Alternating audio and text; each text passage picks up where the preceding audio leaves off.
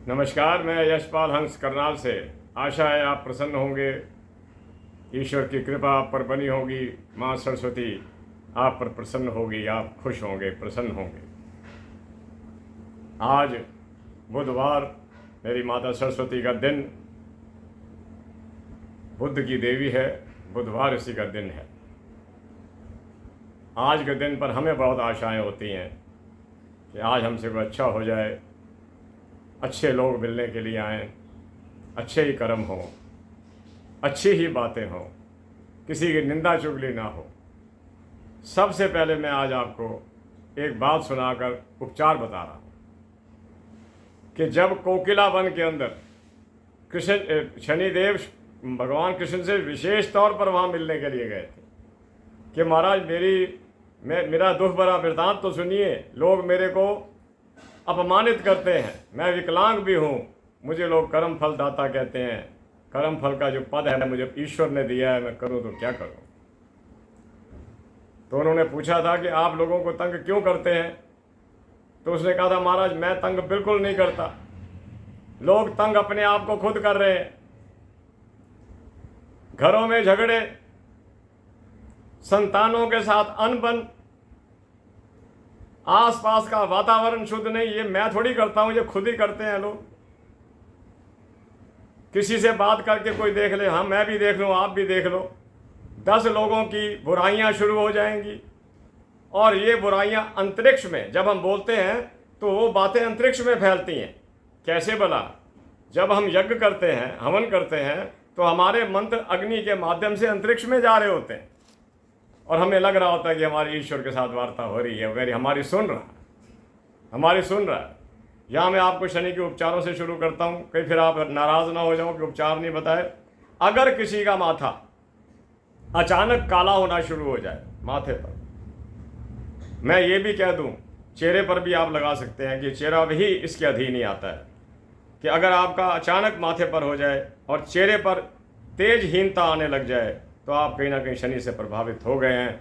आप इसका सबसे अच्छा उपाय जो आप करना, पहली बात तो ये कि महाराज शनि के लिए जो मैं दान बताया करता हूँ, पीपल पर पताशे वाला, और अब तो मैंने चने बताने भी शुरू कर दिए हैं, वो करते रहना। हर शनिवार को शाम को 5 और 7 बजे के बीच में करते रहना।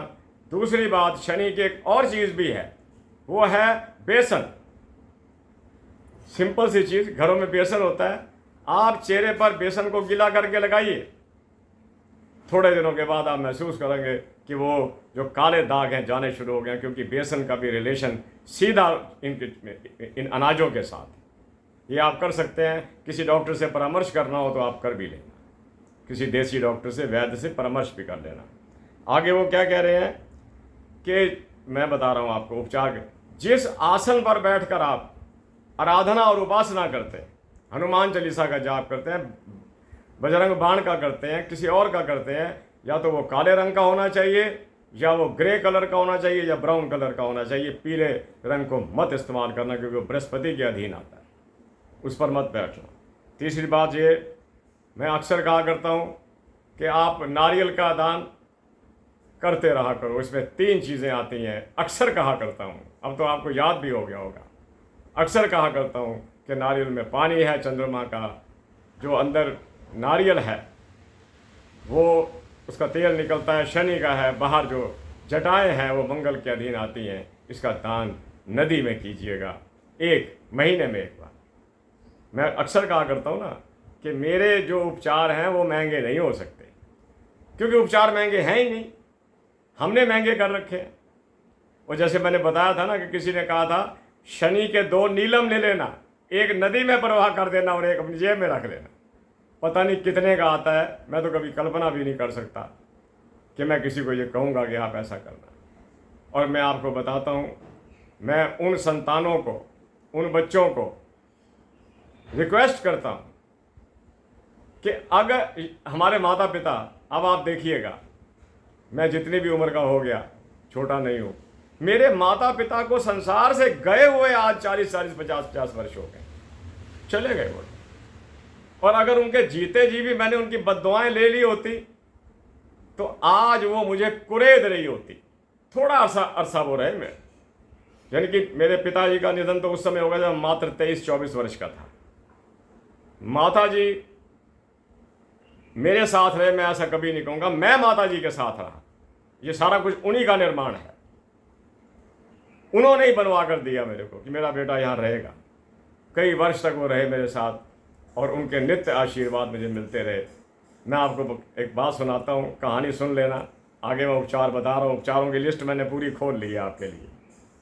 मैं जब वृद्ध आश्रम में जाता था, आज से बहुत साल पहले, तब मेरी उम्र 50-55 वर्ष की रही होगी। वहाँ हॉल भर जाता था। हॉल में 200, 250, 500 तक लोग आ जाते थे और कई लोग तो बाहर से भी आ जाते थे। वो एक हो जाता है ना कि यहाँ कथावाचक आता है, इतवार के इतवार 11 से 1 तक चलता है। कभी मैं किसी संगीतकार को नहीं ले गया, ना कभी मैं गाना बोल सका, ना मुझे गीत बोलने आते थे। वहाँ पर मैं एक देवी को देखता था जो हमसे बड़े थे उस वक़्त। मैंने एक दिन पूछा उनसे, मैं कहा बहन जी, मुझे आप ऐसा नहीं लगता कि आप वृद्ध आश्रम में रहने वाले लोगों के स्टैंडर्ड से हैं। तो उसने मुझे क्या बताया कि वास्तव में मैं वृद्ध आश्रम में नहीं रहती। मेरे पति की पेंशन मुझे मिलती है। मेरे पति बहुत बड़े अधिकारी रिटायर हुए और बच्चों से मेरी बनती नहीं, बच्चों से मेरी बनती नहीं। इसलिए मैं उस अशांत जीवन को छोड़कर आश्रम में आ गई हूँ। आश्रम के जो स्वामी थे महाराज जी, वो उनको पैसे दे देती थी कि ये रखिए, आप औरों के काम लगाइएगा। और पेंशन बड़ी हैवी पेंशन थी, वो उस ज़माने के अच्छे पैसे थे। ये बात मैं कर रहा हूँ 2008, 9, 10, 11, 12 तक की। तो अक्सर उनसे मिलता था। बाद में मैंने उनके पाँव छू के उनको मिलना शुरू किया। वो कहते थे तुसी ना कीता करो। तो मैंने कहा नहीं, आप पूजनीय हैं। आपको जो पेंशन मिलती है आप वो बाकी सब लोगों के लिए बांट देते हैं, सबका लंगर बढ़ता है। तो मैं ये कहता हूँ ऐसे कर्म कर लो। अजी साहब, महाराज शनि दहाड़ रहे हैं कि नारियल का दान किया करो। एक बात और बताऊंगा आपको, रोज कमेंट्स में आता है हम यज्ञ नहीं कर सकते। अजी आप यज्ञ नहीं कर सकते, आप मत कीजिए। आप उन स्थानों पर चले जाया करो जहां यज्ञ होते हैं। जहां यज्ञ होते हैं वहां चले जाया करो। वहां उनको सामग्री, लकड़ियां, घी दे आया करो। यज्ञ उसी का होता है जिसका सामान लगा हुआ हो। हम बैठ जाते हैं ना कहीं जाकर, तो एक थाली ले लेते हैं, उधर से पंडित जी ने स्वाहा किया, हमने आहुति लेके डाल दी। ये आपकी नहीं है, बिल्कुल आपकी नहीं है। आप सामग्री का थाली भरे बैठे हैं, उसमें से स्वाहा छोटी प्लेट में कर रहे हैं, वो स्वाहा आपको समर्पित नहीं है। जिसकी सामग्री है उसी को समर्पित है। अगर आप यज्ञ स्थान पर, जहाँ यज्ञशालाएं हैं, जहाँ यज्ञ होते हैं, वहाँ पर आप अपनी ओर से घी आदि कितना देना होगा, जितना आपकी समर्थ हो दे देना। 5 किलो लकड़ियाँ देने की समर्थ है, दे देना। आधा किलो घी देने की समर्थ है, दे देना। और काले तिल हैं, सफ़ेद तिल हैं, अपनी मर्जी से दे देना। शनि भी प्रसन्न, राहु भी प्रसन्न, और सबसे बड़ी बात यह है कि ईश्वर भी प्रसन्न। क्योंकि जो ऋचाएँ हम बोलते हैं वेद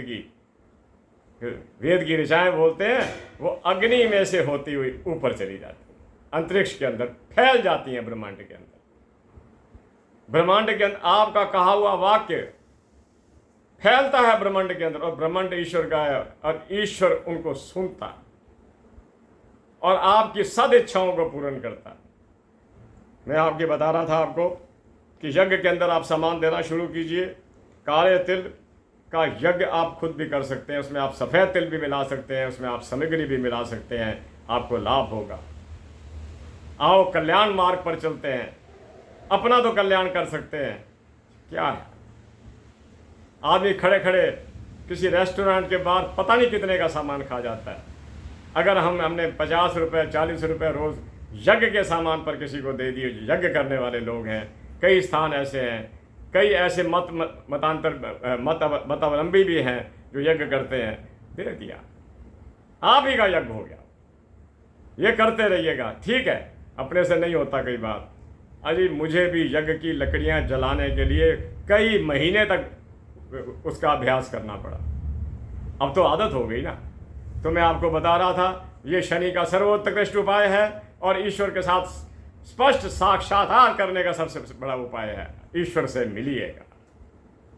मेरे प्यारे बंधुओं, मैंने आपको ये बात सुनाई कि मैं उस देवी से मिला जिसने अपने उसके पति रिटायर हुए किसी पद से। पहले तो उन पति को मिलती रही, जब उनका निधन हो गया तो उनकी पत्नी को मिलती थी। वो सारी की सारी जो उनके पेंशन थी वो आश्रम में देती थी ताकि बाकी लोगों का भोजन भी बने।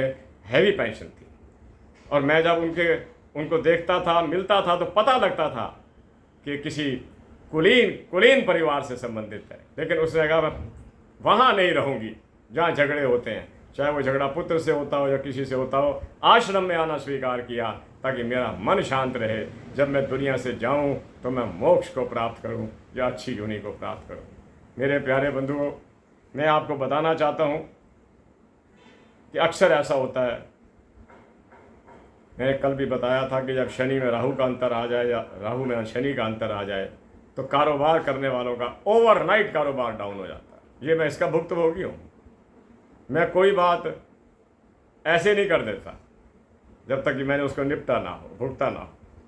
तो मैं बताता हूँ, कारोबार ना चलना, ऋणग्रस्त हो जाना, मानसिक वेदना सबसे ज़्यादा तंग करती है। मानसिक वेदना, देखिए जब कोई व्यक्ति बीमार होता है तो उसे वेदनाएं बर्दाश्त करनी पड़ती हैं। जैसा कि मैं अक्सर कहा करता हूँ कि हेल्थ पॉइंट ऑफ व्यू से मुझे कहीं ना कहीं आघात रहता है, तो मुझे पता है ये होना है। नींद में भी कमी रहेगी, भोजन में भी कमी रहेगी, तो कोई बात नहीं, हम उसमें निर्वाह कर लेते हैं कि नहीं ये है, समस्या है मेरे साथ। लेकिन जब समस्याएं खामखा खड़ी हो जाएं या हमारी किसी गलती से खड़ी हो जाएं, हम गलती से खड़ी कर लें और संतानें आज्ञा से बाहर हो जाएं, घर में किसी के संबंध ना हो और जोड़ों का दर्द रहना शुरू कर दें, ये भी बड़ी अजीब बीमारी है। मैं सारा ये रजिस्टर लिख कर आता हूँ ताकि मैं कुछ चूको ना। जोड़ों का दर्द चला नहीं जाता, मन नहीं करता, कहीं खड़ा नहीं हुआ जाता, दिल करता है बैठ जाऊं, और जब बैठ जाते हैं तो दिल करता है कि घर वापस चला जाऊं। ये तब होता है जब कुंडली के अंदर शुक्र और शनि दोनों इकट्ठा बैठे हुए कि ये जॉइंट्स हैं जिनको हम हिलाते हैं, उनमें लुब्रिकेंट्स कम हो जाता है। और उस लुब्रिकेंट्स को कम पूरा करने के लिए आप कुछ भी खा लीजिए नहीं, आप कोई दान कीजिए, वो पूरा होगा। जो चीज़ हम दान करते हैं वो घूम फिर कर आती फिर हमारे पास ही है। हमने घी दान किया, वो आएगा हमारे पास ही। हमने कुछ शुक्र की आइटम चावल दान किए, उसका प्रभाव कहीं ना कहीं घूम कर फिर हमारे पास आएगा। करते रहिएगा। और कई बार व्यक्तियों को अत्यधिक नींद आनी शुरू हो जाती है। डॉक्टर तो इसको यूरिनरी ट्रैक्ट इन्फेक्शन का भी कारण बताते हैं, डायबिटिक हो जाना, नींद ज़्यादा। और इसका कारण भी सही है कि मैं कहना नहीं चाहता, मेरी गाड़ी चलाता था एक व्यक्ति, उसका मुझे डर रहता था क्योंकि वो डायबिटिक हो गया था, कहीं ये सो ना जाए। और एक दिन वो भी आया कि मैंने उसको कहा तू तो इधर बैठ, मैं ही करता हूँ अपना काम। खैर, मैं बता रहा हूँ, टेक केयर ऑफ यू। अगर सेहत चली गई और आपके पास बड़ा रुपया है, किसी काम नहीं आएगा। आप रुपयों के बस देखते रहोगे कि है मेरे पास, और हर समय आप अपने आप को पकड़े बैठे रहोगे। आज रोटी हजम नहीं हुई, आज गैस बनी हुई है, सिर पे चढ़ी हुई है, चला जाता नहीं, बाहर जाता हूँ तो दर्द करते हैं। अजीब वेदनाएं हैं, इनसे बचिएगा। और मैं जैसा बताया करता हूँ, वो शनिवार वाले को ज़रूर दिया करो, जय शनिदेव वाले को ज़रूर दिया करो, उसका अधिकार है भाई। वो जो एक एक डोर, एक एक गली घूमता हुआ हमारे तक पहुंचता है, जय शनिदेव करता है, वो तेल का भी हकदार है। सरसों का तेल दिया करो, एक आधा सिक्का जरूर डाला करो, क्योंकि वो गुड कंडक्टर होने का कारण ज़्यादा यूजफुल है। और उसको कुछ पैसे दे दिया करो, कोई बात नहीं, परिवार भला करते हैं इस चीज़ के ऊपर। अगर आपको फ़र्क पड़ता हो तो बिल्कुल ना देना, अगर फ़र्क ना पड़ता हो, खुशी से दे रहे हो तो ज़रूर देना। मैं आगे चलता हूँ कि अगर आपका शनि, अगर आपका चंद्रमा बैडली डिस्टर्ब है, चंद्रमा के बैडली डिस्टर्ब होने का सबसे बड़ा लक्षण है उसका मन कहीं नहीं टिकेगा। वो स्थिरता से कोई बात नहीं कर सकता, वादा करेगा झूठा करेगा, आने का वादा करेगा नहीं आएगा। और इतनी भी सेंस नहीं रहती उसे, इतना भी ज्ञान नहीं रहता कि मैं फ़ोन करके बता दूं कि मैं नहीं आ रहा, नहीं। क्योंकि चंद्रमा जो है ये हमारी बुद्ध का मित्र भले ही नहीं है, पर ये इस संबंधित जरूर हैं, दोनों संबंधित जरूर हैं। वो बुद्ध को ये प्रेरित ही नहीं करता कि तू फ़ोन तो कर दे उसको कि मैं नहीं आ रहा। तो मैं बता रहा हूँ आपको कि आप ऐसी स्थिति के अंदर, मैं बताता हूँ ना, गायत्री मंत्र बुद्धि से रिलेटेड है। धियो जो ना प्रचोदया, कि हे परमात्मा मेरी बुद्धि को प्रचंड करो। और जिस दिन हमारी सोच प्रचंड हो जाती है, हमसे बुरे काम होते ही नहीं। हमसे सबसे ज़्यादा नफरत हमें किस चीज़ से आएगी? झगड़ों से आएगी। मैं एक अन्य व्यक्ति को जानता हूँ, उनका मैं जीवन, वो क्या कहेंगे, मैं कहता हूँ मैंने कभी उन्हें किसी के साथ ऊंची बात करते नहीं देखा। कारण क्या था? उनके अंदर हर समय कोई हाथ में माला नहीं है, कुछ नहीं है, हर समय निरंतर गायत्री मंत्र चल रहा है। और वो एक उद्देश्य लेकर चलते हैं कि इस महीने में ना इतना लाभ पूरा करूँगा। कभी नहीं देखा मैंने उन्हें किसी कमी के अंदर, कि कोई धन की कमी आई हो, संतानें आज्ञा से बाहर चली गई हों, या कभी पति पत्नी में झगड़े हुए नहीं होते। गायत्री मंत्र का जाप कर तो लिया। और मैं को सबसे ज़्यादा उस समय वो होता है कि हमें गायत्री मंत्र याद नहीं है। गायत्री मंत्र को याद कीजिए, कंठस्थ कीजिए उसे, ये अपने आप अंदर चलता रहेगा, इसका रिदम चलता रहेगा, आपके सांस के साथ साथ चलना शुरू हो जाएगा, आपके हज़ारों कष्ट कट जाएंगे। ये सबसे बड़ा उपाय है। मैं और बता रहा हूँ कि अगर आप महसूस करते हैं कि आप रोगी हो रहे हैं, बीमार हो रहे हैं, ये मैं एक बार पहले भी आपको कई बार बता चुका हूँ। मेरा कोई वीडियो ऐसा नहीं है जिसमें मैंने बातें पहले ना करी हूँ। आप महामृत्युंजय का, अगर आप रोगी हो रहे हैं और आपको लगता है कि मेरे को कोई ज़्यादा नुकसान होने जा रहा है शरीर के अंदर, कोई ऐसा रोग ना हो जाए ना कि आप कन्फाइन टू बेड हो जाएं, बिस्तर पर चले जाएं, महामृत्युंजय का जाप कीजिएगा। त्र्यंबकम, कितने सुंदर अर्थ है। त्र्यंबकम यजामहे, तीनों लोकों के मालिक। यजामहे का मतलब होता है जो संसार में सारे यज्ञ हो रहे हैं, जो कुछ भी हो रहा है संसार के अंदर, सूरज का चढ़ना, चंद्रमा, तारामंडल, सौरमंडल, हमारा भोजन, पचना आदि जन्म हो रहे हैं और उसके बाद परिवर्तन हो रहे हैं, यजामहे, उन सब का मालिक तो ही है प्रभु। यजामहे, सब यज्ञों का मालिक तो है। यज्ञ जितने भी हो रहे हैं, वो अग्नि वाला यज्ञ नहीं बात में कर रहा, ये भी तो यज्ञ हो रहा है कि मैं आपके सामने बात कर रहा हूँ, मैं अपनी ओर से ये भी यज्ञ कर रहा हूँ। सुगंधिम पुष्टि वर्धनम। अब सुगंधिम का मतलब यहाँ में परफ्यूम से नहीं है, आपके परफ्यूम, सुगंधी कहते हैं अच्छे कर्मों, वो हमारे वो कर्म जो सुगंधी को फैलाए, कि मेरी सुगंधी हुई, कि जी फलाने ने या फलानी औरत ने या फलाने मर्द ने इतने अच्छे कर्म किए हैं समाज सेवा में, सुगंधी हुई उसकी। पुष्टि वर्धनम, ये जो संसार आज करोड़ों वर्ष से चल रहा है और पूरी पुष्टि ताकत लिए हुए है, उसकी वृद्धि करने वाला भी परमात्मा तुम है। सुगंधिम पुष्टि वर्धनम। फिर वो आगे अपनी बात कर रहा है, अपनी बात कर रहा है, सुन लेना। संसार के अंदर हर फल को उसकी डाली से तोड़ना पड़ता है। आम हो, कुछ और चीज़ हो, तोड़ने पड़ते हैं। चाहे आप उसको चक्कू से तोड़ो, किसी उपकरण से तोड़ो, हाथ से तोड़ो, लेकिन वो कहता है उर्वा रुख में वो बंधनान मृत्योर मोक्षिर्मामृतात्, कि मेरे बंधन ऐसे काटना जैसे खरबूजे के काटता है। रात को खरबूजा आपको डाली पर लगा हुआ मिल जाएगा, किसान देखते हैं, बताते हैं हमारे को, सुबह जाकर वो पक जाता है, डाली खुद छोड़ देता है।